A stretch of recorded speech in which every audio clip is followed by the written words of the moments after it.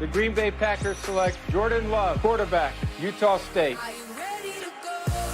We're all surprised that Green Bay traded up. It's just all excitement right now. He's a developmental quarterback. He needs time. I can learn a lot from Aaron Rodgers. He's someone who has tremendous upside. He's got to be happy that he went to Green Bay Packers, given what they can offer him. Yeah, viewers were shocked at that until Eagles fans said, hold my cheesesteak. Eagles fans were looking for more receiver help for Carson Wentz and/or filling other holes on the team. So they were a bit rattled when the Eagles chose Hurts. But Sal Palantonio reports the Eagles had plenty of speed up their sleeves.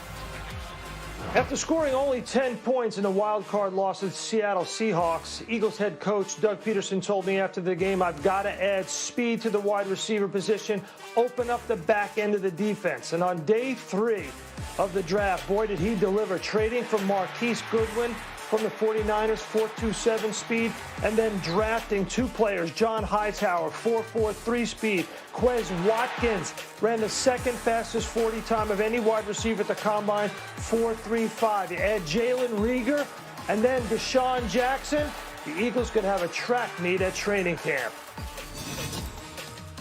First-round draft pick CeeDee Lamb should ensure Dak Prescott's offense remains among the league's most prolific. What the Cowboys did with the remainder of their picks might create a better chance to win. New defensive coordinator Mike Nolan considers creating turnovers the most important part of playing defense, yet no team produced fewer interceptions than Dallas last year. Second and third day cornerbacks Trevon Diggs and Reggie Robinson have length and perform with an aggressive mindset. They should be able to make a difference in the secondary. There were 36 wide receivers drafted this year, and the Green Bay Packers didn't draft a single one, in spite of it being an obvious position of need. Now, the Packers would tell you they don't draft for need. They draft with the big picture and the long term in mind, and if you didn't believe that, just look at the first-round selection of quarterback Jordan Love, while Aaron Rodgers still has 4 years left on his contract. Packers fans may be worried that they didn't upgrade the wide receiver core, but they did just win 13 games and reach the NFC Championship game, so Packers management is asking fans to trust them on this one. And then down in Charlotte, did you know the Panthers made 7 picks in this draft, and all 7 were defensive players. Keep in mind the Dolphins were the only team to allow more points than Carolina last year. Their 7 picks on D are tied for the most picks by a team, all of which were on one side of the ball in the common draft era, not the uncommon draft era. That goes back to 1967. The Browns made 7 picks in 1985, all on offense. To hometown Chicago fans, winning the big one is starting to feel almost like a constitutional right. The basketball team of our time, and one for the ages. What time is it? Bulls are going to win the NBA championship again. Yes! Their 6th NBA championship. That one here at the United Center. It's the most proud day I've ever had. Right now, to this day, we are on top. Bill Winnington spent 13 seasons in the NBA. He won 3 championships with the Chicago Bulls. He joined us now here on SportsCenter. Bill, what's it been like for you to go back in time and sort of relive some of those moments you had with one of the greatest teams of all time? I tell you, it's been a lot of fun for me to go back. Family sat down and watched it last week. We're going to sit down and watch it tomorrow. Memory lane has been flooded, and everything's coming back, and it's been so much fun. You forget a little bit as time goes on some of the trials and tribulations we had to deal with that year, but it has just been fantastic. Yeah, I was wondering how much of what you've seen has been in line with how you remembered it. It is actually very accurate with how I remember it. It's just you forget a lot of stuff. And again, when you win, it covers up a lot of the bad stuff. And you forget that Scotty missed a lot of time at the beginning of the season because he pushed his surgery back. And then his back injuries later on in the season bothered a little bit. But really a good year, a lot of fun. I mean, that was just a great time to be in Chicago.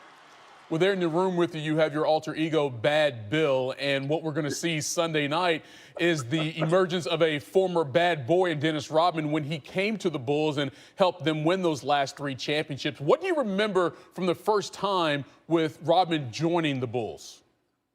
Well, when he first came, he was quiet. I mean, he didn't really know anyone, and obviously there'd been a little bit of history when he was with Detroit. and the Bulls, which I wasn't part of because I wasn't part of those Bulls teams. And he's very quiet himself when you go out. We used to ride motorcycles together and go and grab a bite to eat. And he really doesn't talk a whole lot. He's not really engaging with the fans when he's not out at night and the cameras are so-called on and the spotlight's on. But he's a great teammate, a lot of fun to be around, and works real hard on the floor. And it does like to have a lot of fun at night, too. I mean, he was a Hall of Famer, and you look at his numbers in terms of being Defensive Player of the Year and rebounding champion, all of those things. But if you could take us a little deeper, Bill, what was his impact on that Bulls team that won 3 straight championships? Well, quite honestly, he was exactly what the Bulls needed that time. The year before, we had lost Horace Grant, and our rebounding at the 4 position was not good at all. We didn't have a great rebounder, and Dennis came in and gave us all of that and more because he's really a great defender.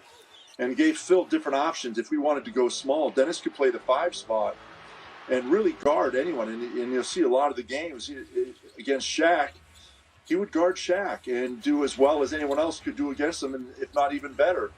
And obviously when you watch him in the finals against Karl Malone, he got inside Karl's head and really took Karl out of the game for the most part, and just really was perfect for the team because Michael and Scotty were the real scorers in the starting 5, and Dennis complimented them so well because he didn't need the ball in his hands.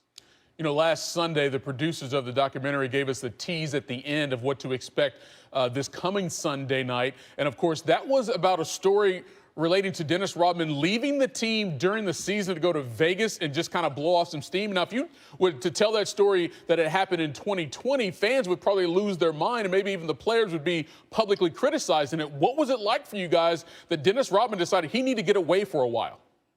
I got 2 words for you: load management. That's all. Fair enough, right? That's all it was. Load management. We had 2 days. It's not like he missed 2 games. He missed 2 days of practice. So he wanted to go and take a couple days off and get away from it, I guess, for a little while. And for us as players, that's Dennis being Dennis, and we didn't mind it. We knew he'd be, as long as he came back and played for the games, that was good. Hey, we're talking about practice, or we're talking about the games. He was always there, ready to go for the games. Bill Winnington here on SportsCenter. Appreciate the time. Enjoy episodes 3 and 4 Sunday night. We will. Always a pleasure. That was fun. During this sports void, the NFL draft was a much-needed reprieve. It's also a time to thank our frontline heroes. We do that with a tribute to them next.